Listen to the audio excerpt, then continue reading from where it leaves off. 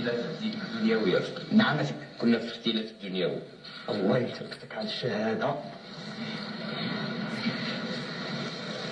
أنا الهيبة ديالي في المقابلة ديالك دائما أتحدث عنها، زيادة عن الملك وزيادة عن الحدة الفكرية وعن المهارة العلمية أعطاكم الله هيبة خاصة، وأنا دائما أقول هذا ودابا على الملأ وأشهد به أمام الله، ولا يحس بهذا إلا من تربع هذا المنبر.